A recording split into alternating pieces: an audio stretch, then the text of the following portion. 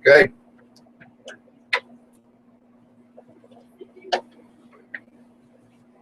Have a good one. Yeah, thank you. Good luck in court today too.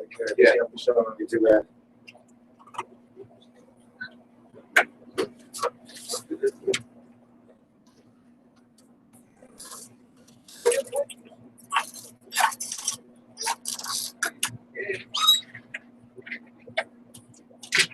Which mic are you on? I'll be on the red one. Mic check. Mic check. Hello, hello. We have the phone on, right? I'm good. How are you? Boy, well, man, are you coming in fuzzy? Let me change ports here. Try it now. Hello, hello.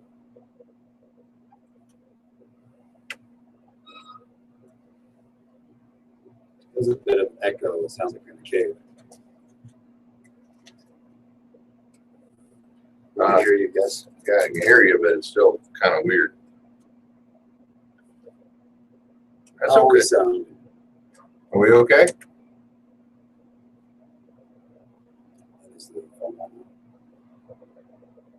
Okay. How's this side over here? Sound check, mic 3. Morning, 1580 K High. This is KC Star Radio. Let's Talk Pod.com. Thank you, sir. Cool. Good morning, Chicago. How about here? Are we okay here? Check, check. Okay. Good morning. We do expect to have some calls coming in today.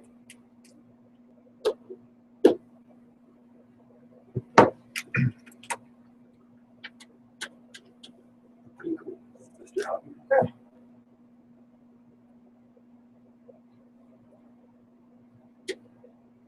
30 seconds.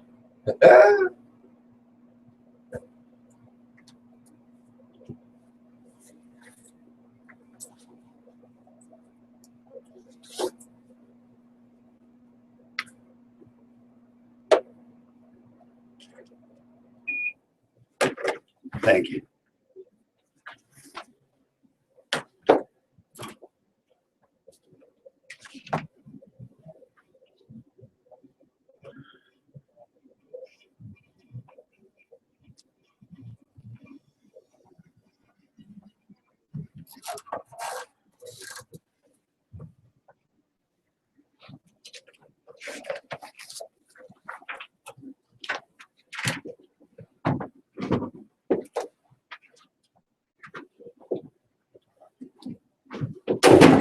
Good morning. This is 1580 K High Radio. Let's Talk Pod.com. It's Marijuana Monday. Rise and shine. There's a lot going on in this station from Washington, Denver, Missouri, Kansas.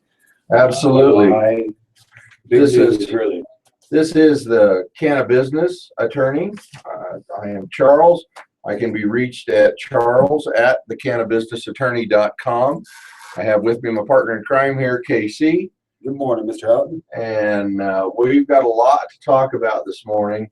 We're going to talk first about what's going on in Kansas and some of the other states. And then we're going to talk about something that's near and dear to my heart, and that is investment in this industry and what to look out for, you know, where to find money, and if you have money, what to look out for. Yeah, it works both ways, money in, money out, and how you can get it into your pocket, into this industry. It's a good time for it, but there's ways to do it right and ways to do it wrong. Exactly. So anyway, having said that, I'm knocking chairs over and everything. I'm having a Monday on a Monday. Laws down there too. You know, what really interests me is what's happened here legislatively in Colorado, Mr. Howden, with the caregiver bill that was attached with Jack's Law you spoke of last week. That's actually been signed up, and now it's waiting for the governor's signature. So yeah, and I think he's going to sign that. And the caregiver bill has a number of things that have some people up in arms, and others are pleased with it. I think that there are a couple of things in that law that may have been long overdue, and then there are some things in that bill that may have overstepped the boundaries. It's a little bit of naughty and nice. When I read it, I see there's some pro and there's some con, and it is this balancing match between those in the industry, those in the caregiver field, and then the legislators, the MED, etc. Yeah, and and when you look at it from being inside the industry, one of the things that comes to mind is, especially with caregivers, is there a place for caregivers? Absolutely. They provide medicine, usually, if they're doing it right and doing it legally, they are providing a special mix of medications for specific patients that have specific problems. And I certainly can't fault them for doing that. As a matter of fact, I applaud them for doing that. The rub comes between when caregivers cross the line between being just caregivers and really supplying marijuana to the masses. That wasn't what the intent of 1284, the medical marijuana code, later on the retail marijuana code. And so what we see is it's kind of what's a good word for that? A tightrope balance between. Oh, it absolutely is. And this is happening. They're making the laws up as this happens. And what we're talking about here in Colorado is just on Friday, there was a new bill that's been passed by the legislature that sets new limits on caregivers. It sets new restrictions on how many plants and the fact that they must register with the state. And if they have not registered and they're told they're registered, then they must register within 10 days. There's exceptions to policies where they can have 36 to up to 99 plants, which sounds okay, but I have caregivers and patients that are out there that are not in the system, that cannot afford the medical marijuana prices, that actually have caregivers, and that's their last resort. So those marijuana immigrants that are coming out here have given up everything, their jobs, their houses, their homes, to save a life of a family member. And believe it or not, sometimes it takes more than 99 plants to make those oils. So I can't say I love the bill, but it is something that, there is some pro and con to it. On the other side, the marijuana senators, they don't like the black market. They pay a lot of money for those licenses. Yeah, and also in compliance and build outs and everything else that a caregiver may not necessarily have to do. So what the tightrope balance is, on the one hand, caregivers, they fill a role for providing medicine to people who need it, who otherwise may not be able to afford it. And then on the flip side of that whole thing, we have a set of caregiver types that are, either inadvertently or intentionally trying to skirt the rules. And so what happened with this bill was, the 99 plant limit that you have to register, and the other restrictions that are put in there. Caregiver registration was more or less voluntary. It was optional. And if you're growing a lot of marijuana, you have to understand as a grower, you don't want a lot of people knowing where your marijuana is growing, because your neighbors, criminal activity, you could be robbed, you are now targeted. So there's and then the secret. Yeah, but then the flip side of that thing is that if you do have a law enforcement encounter and you're not registered, well, there's one strike against you before they even show up. According to what I read in the bill, it does give you 10 days once you've been notified. Well, yeah, but I'm not talking about the new bill. I'm talking about what happened before. The past, right? Yeah, and so, if you didn't register and you had the option to register, well, then right away you got one strike against you when the law enforcement shows up. If your records aren't exactly perfect, that's strike two. And you don't want to strike three. Yeah, and strike three is, guess what? You're going. Now you look like a criminal. That's what you try to avoid. And that's what the bill is there, is trying to bring those caregivers that are used to being in the shadows more or less into the light, into the system one way or another, like it, love it or not. That is what's going to happen. Yeah, and I guess the thing is that we'll see. That's the only thing I can say is that, we will see if this works or not. There's also another clause in there I really thought was just profound. We're getting huge attention across the nation on it. Those people that are on probation, Mr. Howden.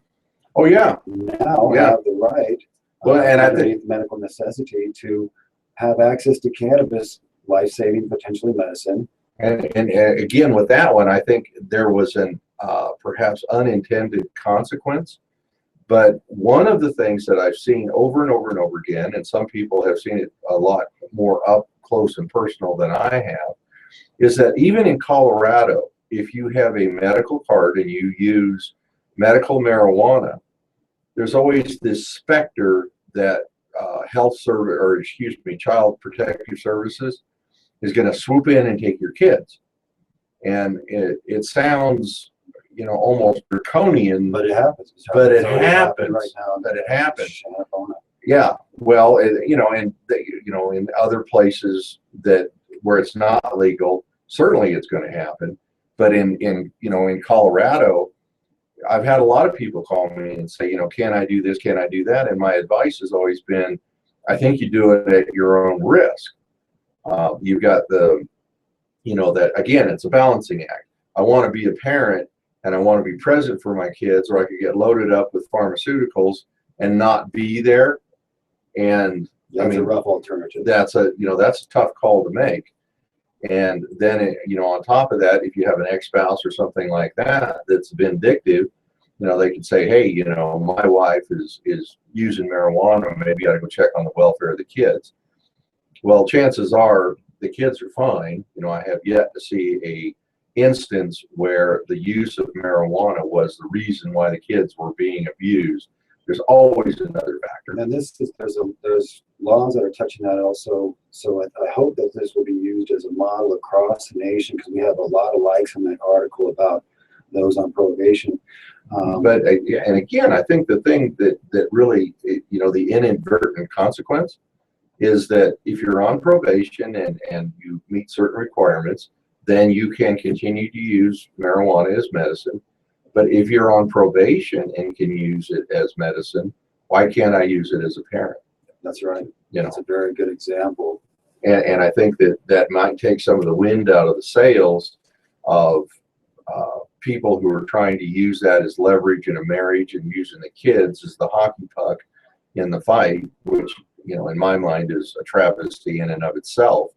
But, if mom or dad needs this as medicine, I don't think they should be denied that any more than someone who got put on probation for, it doesn't really matter why. If they need the medicine, they need the medicine. You're absolutely right. It's like the political argument, legal argument, moral argument of Representative Simpson in Waco, Texas, that this is morally right. It's a moral law that we must abide by. It's called the Christian conservative argument that this plan is natural, and to deny it from others is a bit hubris. Well, and but we see it across the board. I mean, we've got veterans who are being denied the use of the product as a treatment for PTSD, and to me, that's a travesty. I think they deserve the best of what we've got, even if we don't have all of the anecdotal evidence in. If we have some modicum of evidence that A, that it works, and B, it's harmless, I go with or safer than, and the alternatives that they have now, which is being prescribed opiates at 2 times the average. 44 deaths per day, Mr. Howden, in this nation from prescription overdose was just reported yesterday in the Gazette, and it's just these lawmakers turn their back on those 44 deaths. They turn those backs on those 22 suicides. Yeah. By our veterans every day, and it's a moral arc that we must follow. And everyone across the nation, listen to this, from Kansas to Hawaii to Denver to Alaska to Florida. You are changing the laws, and we have to work together. And it is a step by step. The new legislation there in Denver that passed this signed this weekend is now waiting for the governor's signature. It does 2 very big things. It puts limits on caregivers and brings them out of the dark into the light. And it also allows those who are on probation to actually use it. And then Jack's law is attached to it as well, which allows minors to take it into school if they have it from a recommendation. Yeah, so if you listen to what Casey just said, he said it quickly, but there was a lot of profound things in each sentence in that. Number one, in Colorado, if you are on probation, and provided that the governor signs it, and there's every indication that he will, if you are on probation and you have the need for medicine, this allows you to use marijuana as a medicine while you're on probation.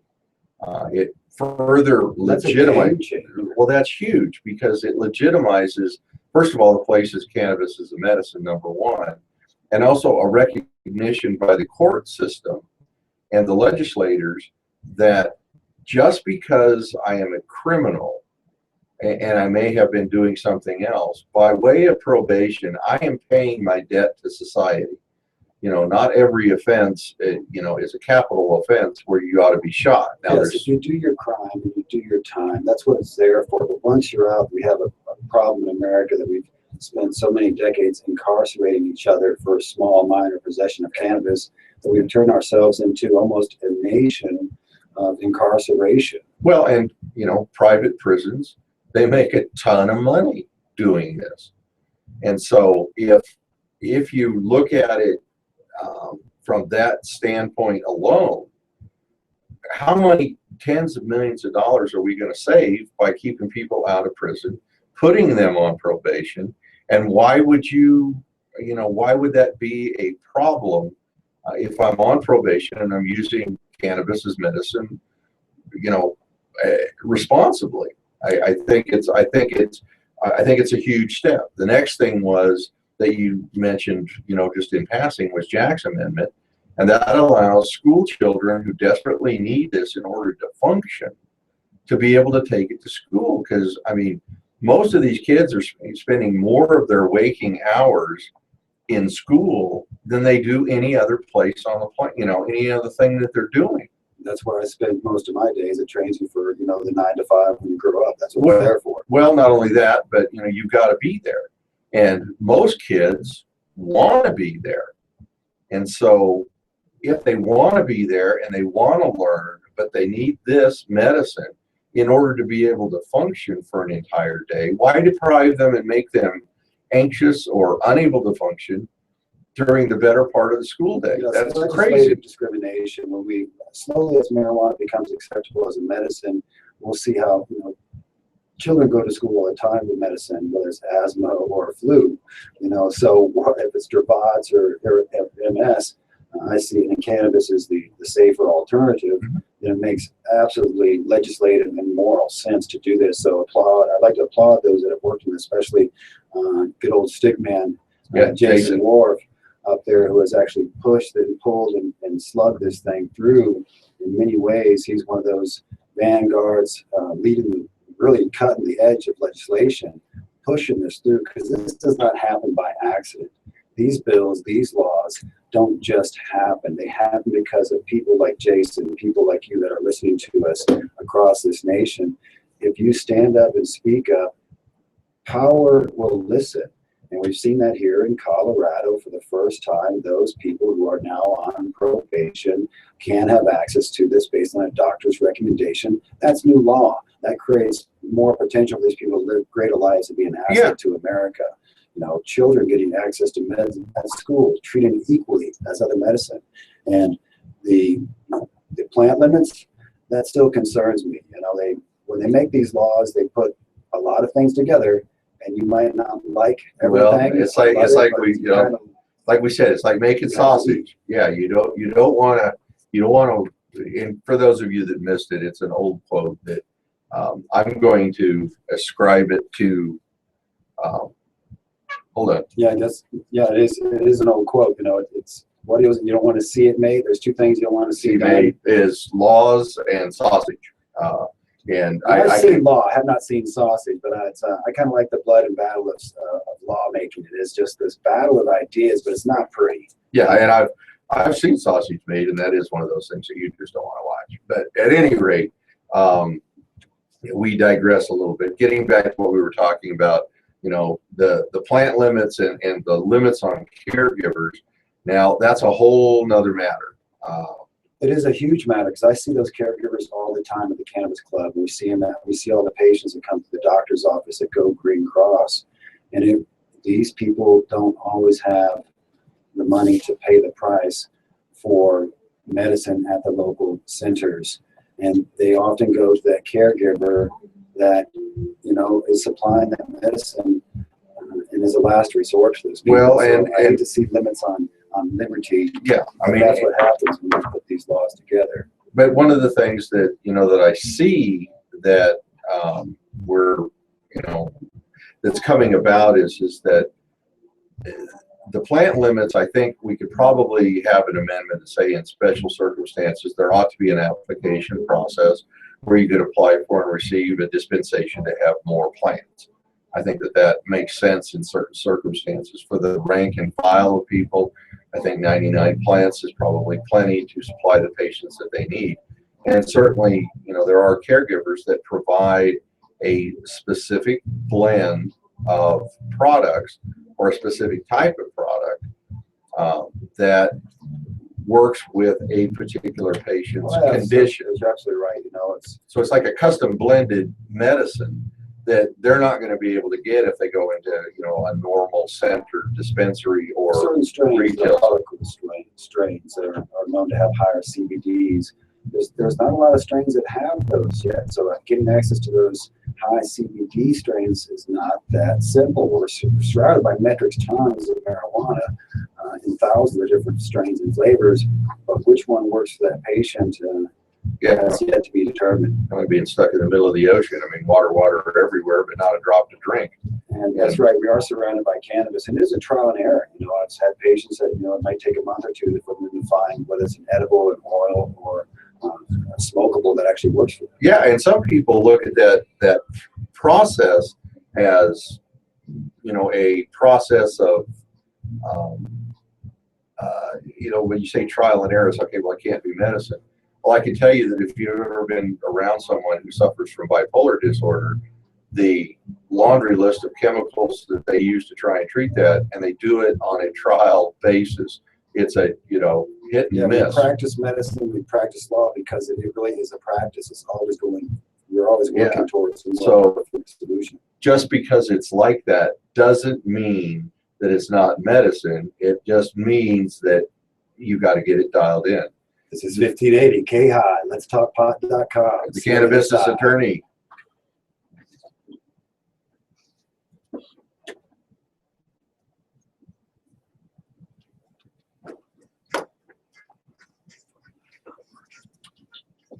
There's nothing coming in. What? So you turn one. It's right here. Yeah, we're supposed to be. He's trying to call in and he keeps rolling over into the cell. We're supposed to be talking with Jason and he keeps rolling over into a voicemail problem.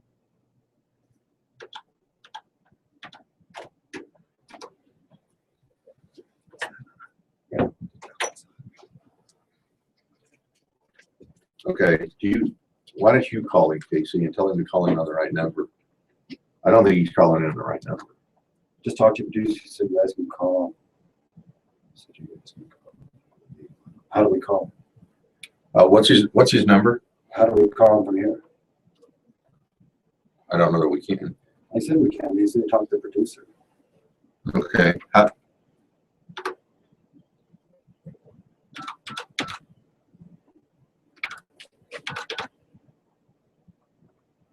Thank you, Chicago. We can't. It says. Do we need to press a line to get out from the station?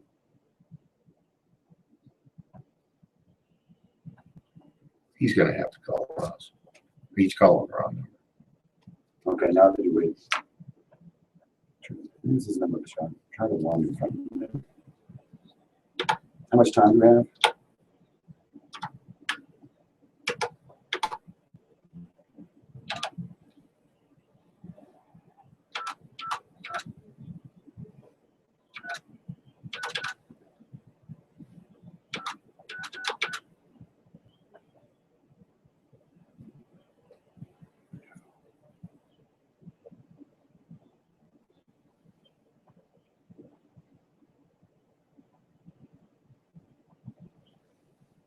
Hey, Jason, it's we're Charles. going to go live in about 10 seconds. We'll introduce you. Hang on the line, please.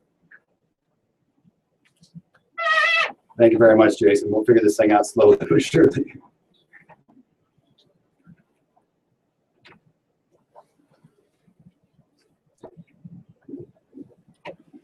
Thank you very much, Chicago. Hey, Jason, we'll introduce you. We talked about the latest bill, and let's go with those 3 points. Give us the pro and con, it'd be great.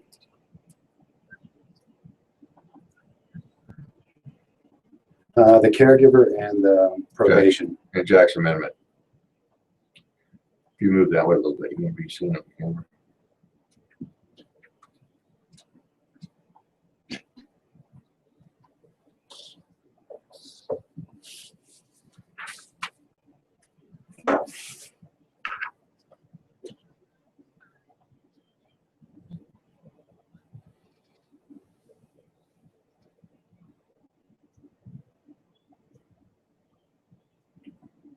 Welcome back. This is 1580 K High and let's talk pot.com. I am Charles, the Cannabis Attorney. I can be reached at charles@thecannabisattorney.com. I got my partner in crime here, Casey. Hey, good morning. This is a beautiful day for cannabis. The laws are moving forward, and we are lucky. We got Jason Wharf on the line today. Jason, tell us what's going on up there. You got your figures in the polls. Again, before you get started, though, Jason, tell everybody a little bit about who you are and how you got involved in this. I will tell you that I've known Jason now for several years. He and I were on the Colorado Springs Cannabis Council together for a period of time, and then the name changed and the organization changed a little bit. But Jason has been very influential and active at the state level. So Jason, tell them a little bit about a couple of things. First of all, how you got involved, what you're doing, and then tell them how they can get a hold of you, and then we'll start talking about some of the ins and outs of what's happened in this legislative session.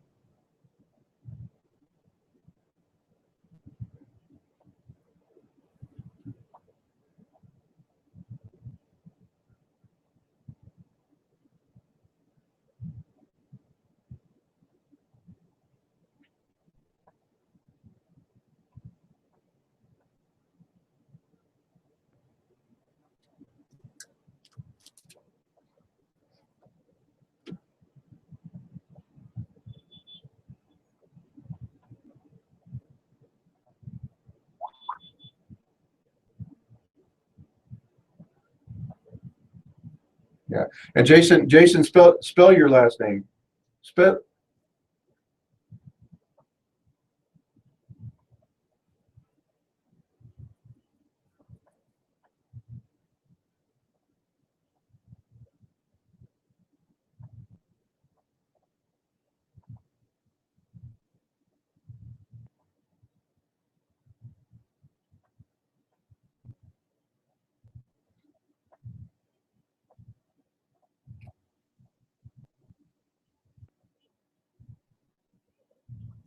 Well, and one of the things that we spoke about is maybe one of the unintended consequences of that particular bill is, you know as well as I do, there's always this kind of a veiled threat and sometimes an actual threat that Child Protective Services will step in a particular instance because one of the parents uses marijuana as a medicine.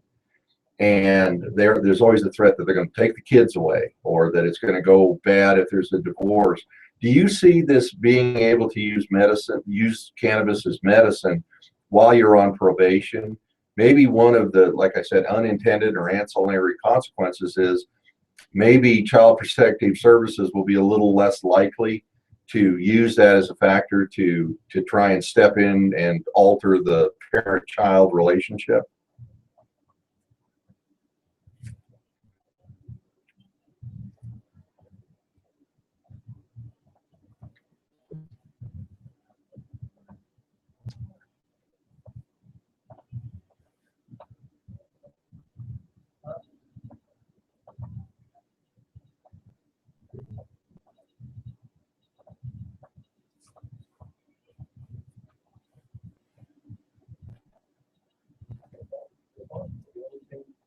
The only thing we need to keep in mind is that we only have one lot.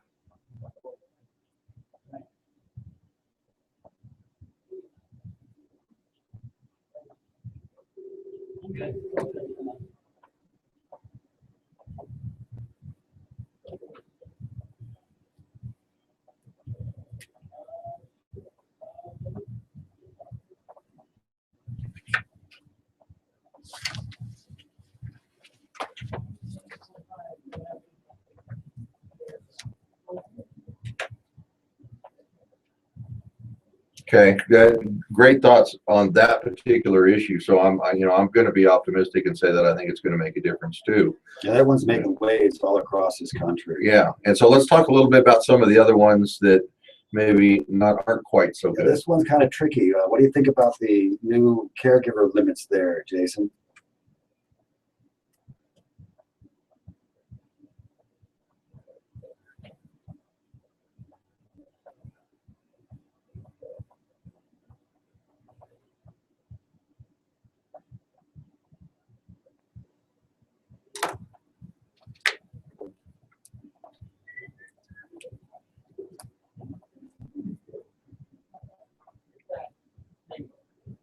Yes, that's right.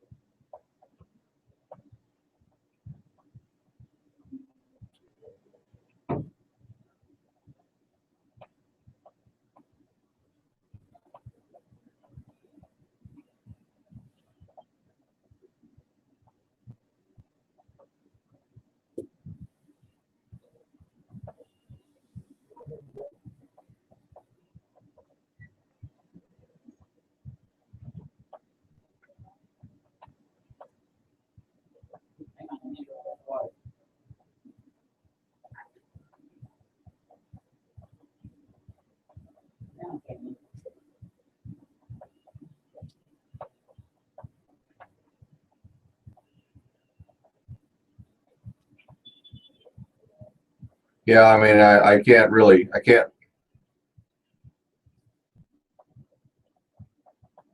Yeah, and I agree with you. I can't figure out a time where it would be applicable. I'm sure that there's an instance that I just can't think of, but in most instances, When they want to knock down your door. yeah, I mean, and to me, that's not applicable. And also, too, I don't know if you were listening before, but Casey and I were talking about the 99 plant limit, and there is no provision in that particular piece of legislation that allows for some sort of an application for more than 99 plants, is there?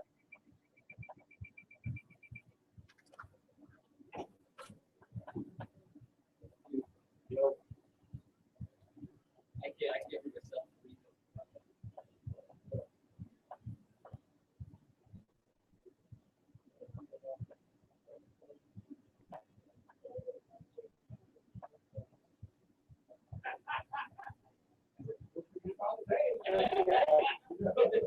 It's true.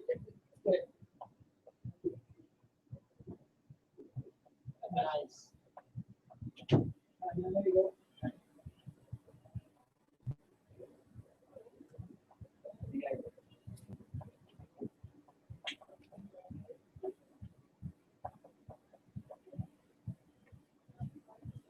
And for those listeners that don't know, CDPHE stands for the Colorado Department of Public Health and Environment.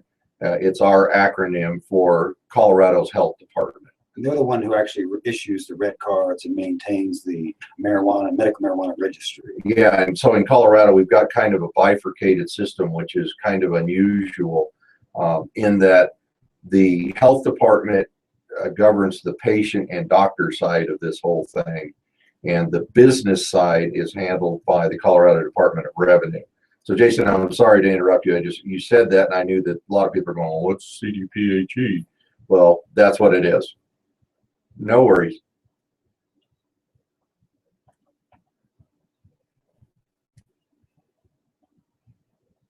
Yes.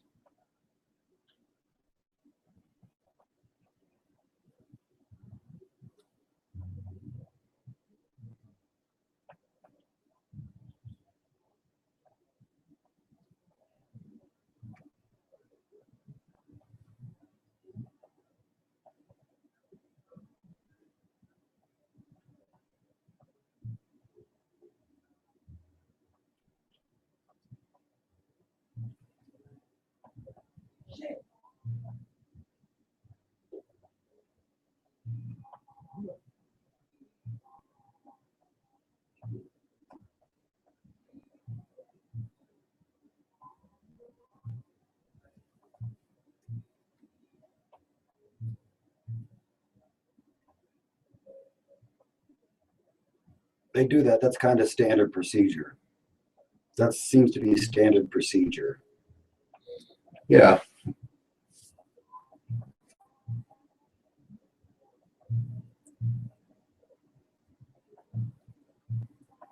Like No Child Left Behind, yes.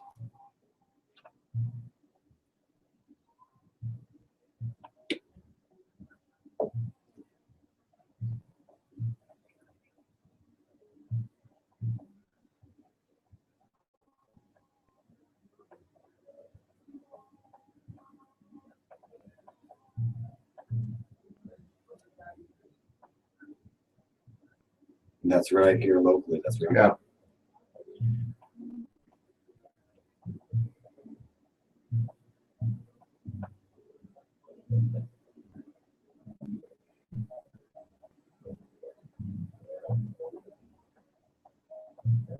Well, and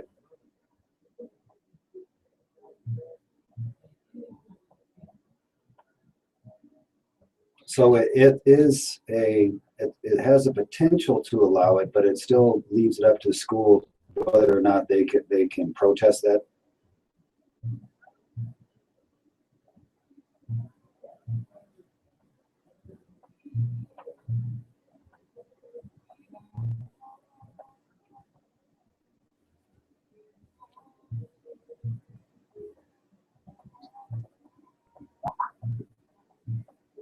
And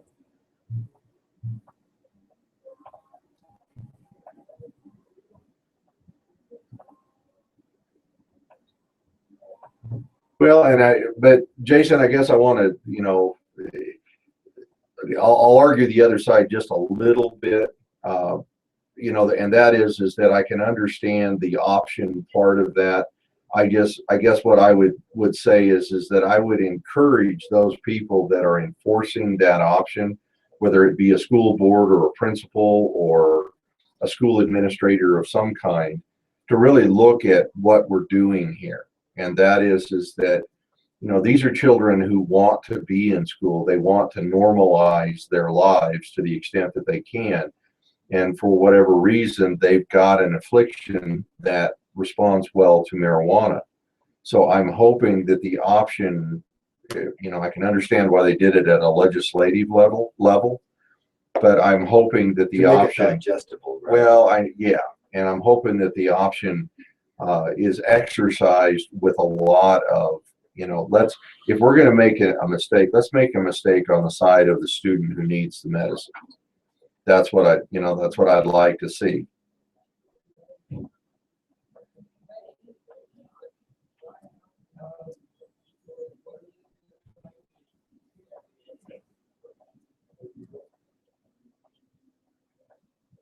They always use fear. Yeah.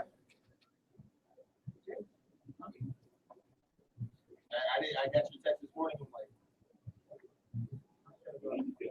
Correct.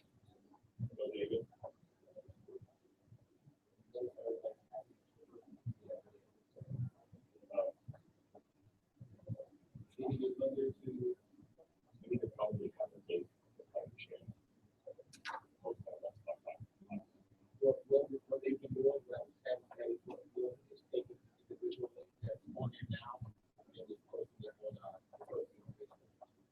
for each show. But yeah, we don't I searched K I K I. Okay. But we gotta find out. Also, Dan just scheduled today. He said there's probably a function there. They will schedule it. Just keep it running. I don't know what you're trying to do. It wouldn't that be unusual? Is to say, listen, federal government, go ahead and cut our funding. We'll fund it anyway, So we'll fund it with ourselves. and we'll fund it with cannabis money. I think that would be short of comical. Well, this is amazing, Jason, and to all our listeners across the nation, when you listen to Jason talk about this, what you're hearing is that, yes, marijuana, medical, recreational, is available in Colorado, but the battle never ends.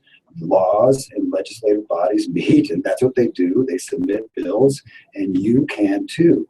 And the highlight of that bill is just Friday, we're changing the way we're treating people on probation. We're changing the way that we're treating children with illnesses in school. We're changing the way that caregivers are regulated, like it or not. And I hope we can find a happy medium, Jason. I think you said it very well. I'm concerned about them chipping away at that market just to drive and kind of use the caregiver as a scapegoat for the AKA black market.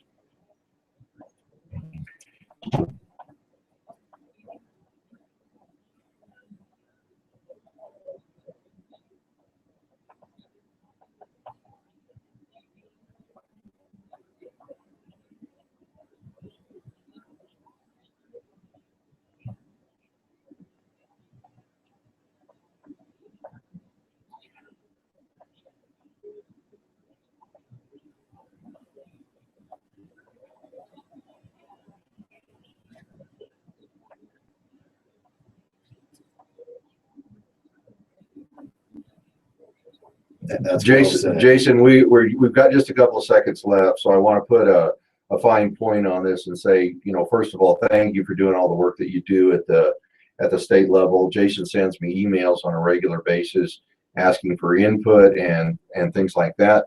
So Jason is doing valuable work.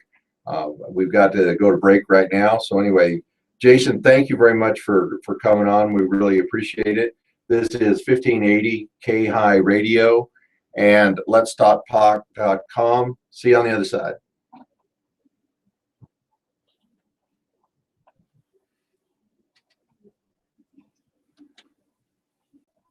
Okay, Jason, you still there?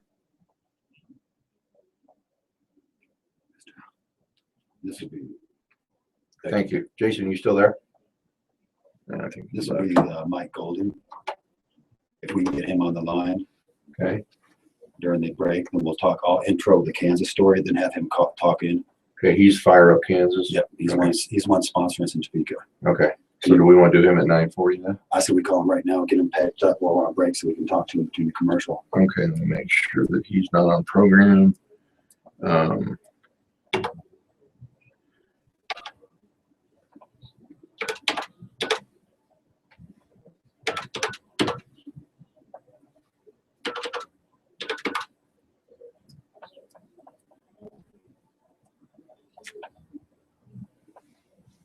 What's his name? Mike Golden.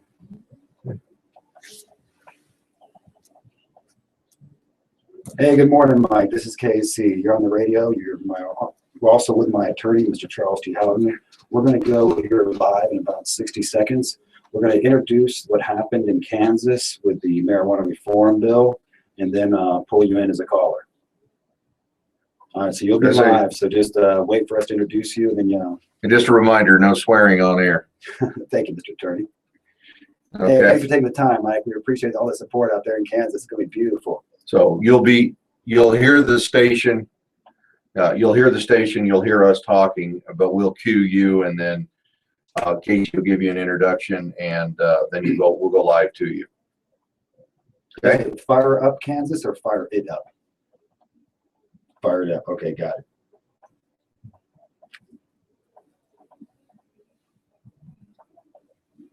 How much time we got?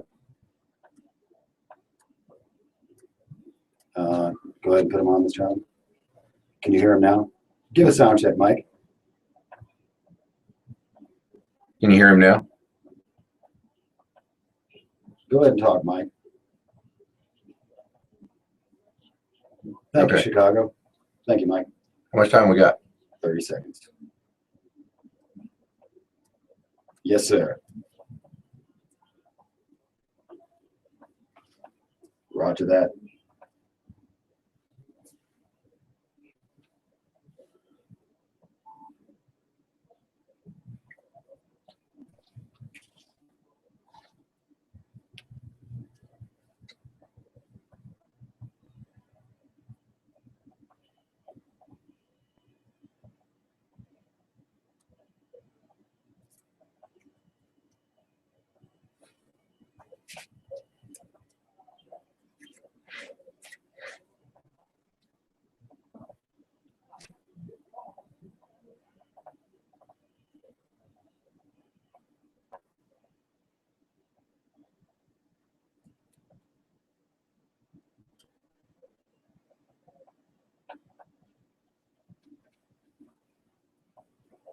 Good morning. This is Charles, the Cannabis Attorney on 1580 K High and letstalkpot.com. I've got Casey, my partner in crime here. That And is a nice intro from Chicago. That's a rise and shine for cannabis time. yeah, I like that kind of music, Mr. Howard. yeah, I got some more good news coming out of my home state, Kansas and Missouri. It looks like just last week, the Kansas House passes the marijuana reform bill, which means the House approved the bill that would decrease penalties for small-time marijuana possession, allow for the sale of CBD cannabis oil, and set up a study for the use of industrial hemp. The measure is House Bill 2049 and now heads to the Senate. So the breadbasket, the heartland of this country, Kansas, is changing, and we're very lucky to have on the phone here, Mr. Howden, one of those advocates and activists right there in Kansas. Fire It Up, Kansas. Mike Golden, can you hear us? okay. Tell us what's going on. Tell us a little bit about yourself and what's going on out there in Kansas.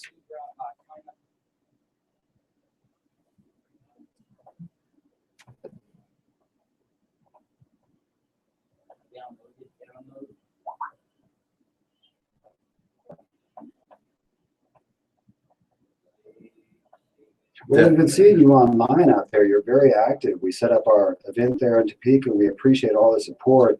You know, that's not an easy place.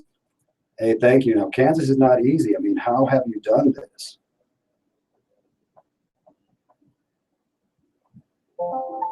You know, it's a complicated situation there in Kansas. We have seen Representative Gale.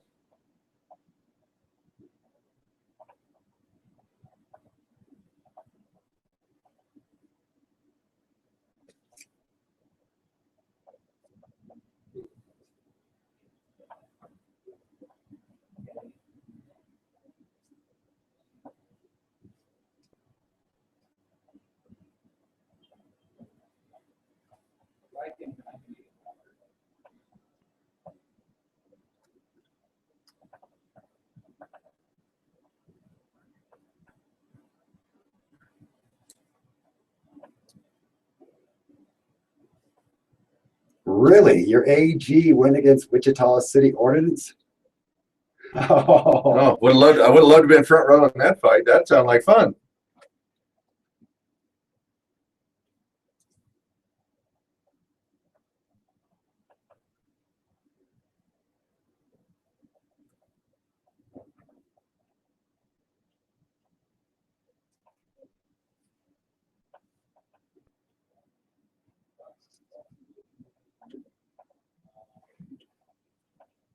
That's people power. And that's, you know, we're seeing you out there, Mike. I thank you for the call.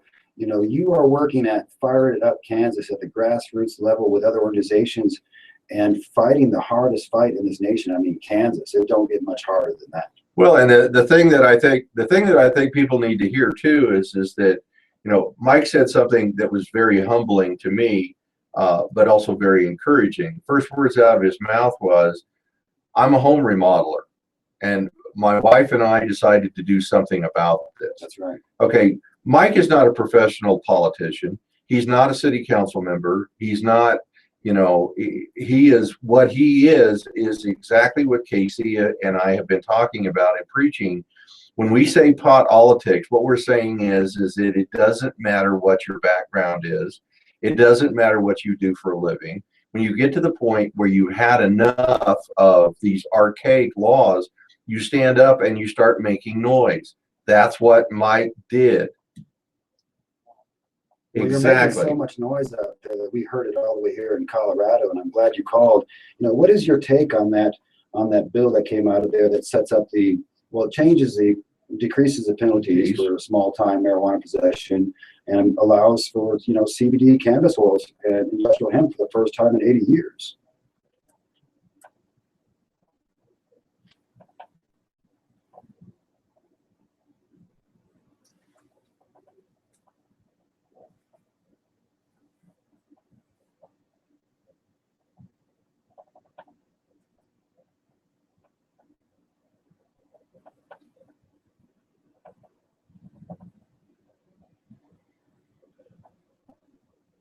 Was that Representative Gail Finney out there? That she has been one of the toughest critics of reefer madness in Kansas I've seen.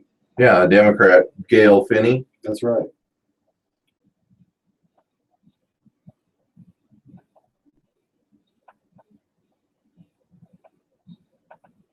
Now, one of the things that I noticed about it is that it orders a state study on hemp. I don't know, does that include a state study on cannabis, or do you know? Yeah, it's only hemp from what I understand, but it does allow for the production for the CBD oil.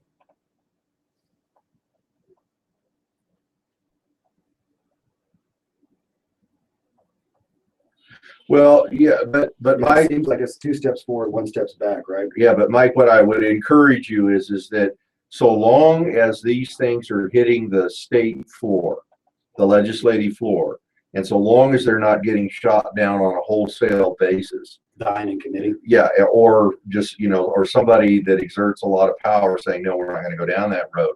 As long as they're beginning to see the light of day, then I see that as encouraging. Now, while this is limited to hemp, I also don't want to poo-poo hemp, at all either, because it's a viable crop. Lord knows Kansas has got a lot of area that could be put into hemp production if they would allow it.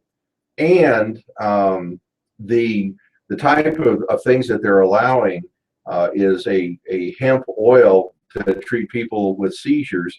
And I heard that they were going to limit that to only 24,000 people. I don't know whether that's a limit or how exactly that's going to work. I hope they don't limit it to that. Maybe that was just an estimate of the number of people.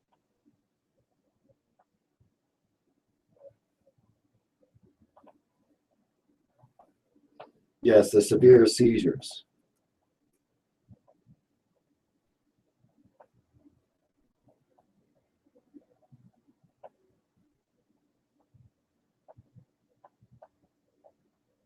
So it's discrimination through legislation.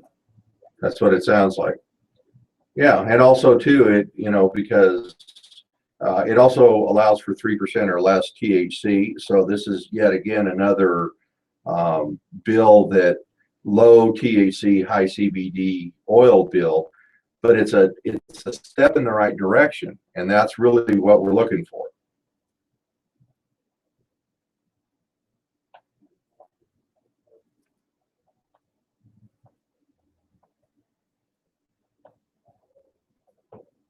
Yeah, and be able to stay home in Kansas, in their schools, with their family intact in Kansas, and be able to function at the same time, and that's huge. Let me put this into perspective real quickly for everyone who has not lived in Kansas. That state has a 125-member chamber, and 97 of them are red coat Republicans. And I've been a red coat, blue coat, and a purple coat. I love America. We can all play this game. The bill says it will allow the state licensed producers to make hemp oil with no more than 3%. Representative Wilson called it an unsexy health-related bill. And I think that's kind of the way you're describing it. It's not the best solution, but it is a step towards a solution, Mike. Okay. And Mike, how can people that want to get involved in the fight in Kansas, how can they get a hold of you and contribute money or services or something? What's the best way for them to reach you?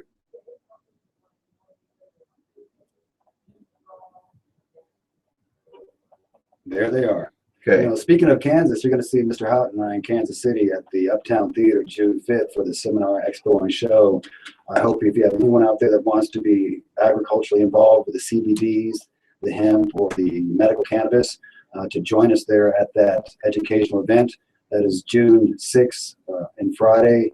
But we're actually going to be in Topeka for the Fire It Up meeting there.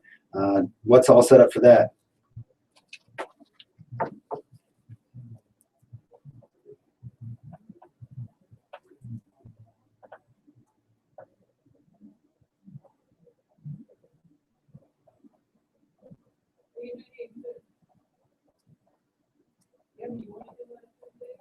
That's very good. I can't wait to get to the land of Dorothy. Well, we're seeing what you are fired it up. You are one of those leaders, as well as other groups in Kansas. I hope we can get a fist united to speak truth to power. We reached out to Representative Gail Finney, and we'll reach out to Representative Wilson out there as well. And let's bring Lawrence and Wichita and Topeka together and end prohibition once and for all. And well, you know what, Mike? Jesus Christ was a carpenter, so I would consider him a home remodeler too. So, look what he did with 12 people without a military, and he changed the world without pulling a trigger. Yeah, so I think you can do the same thing.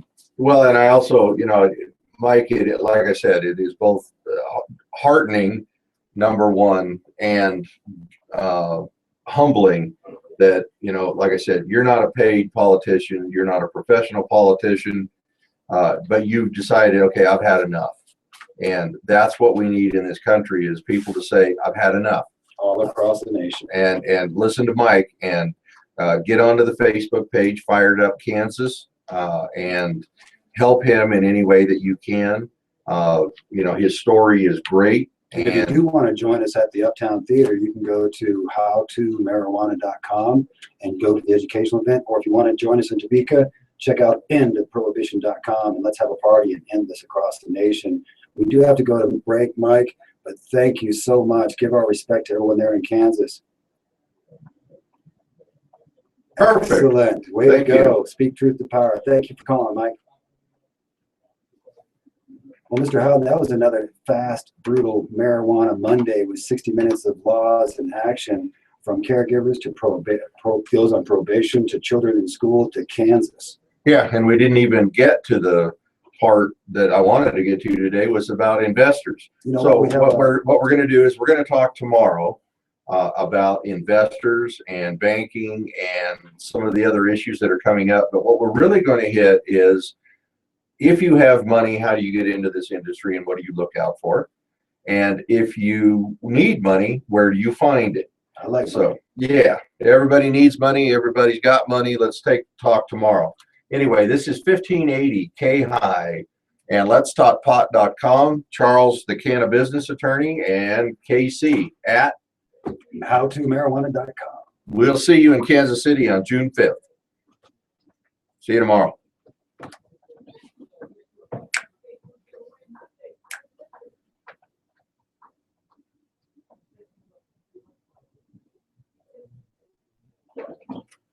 Hey, thank you. Sorry about that. Thank you.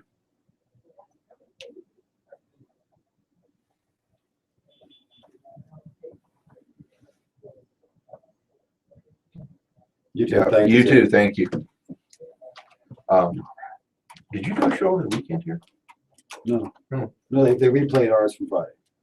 Oh, did they? Yeah, because Nashville, I listened last night again. Nashville could hear his happy birthday. Oh, Shout out.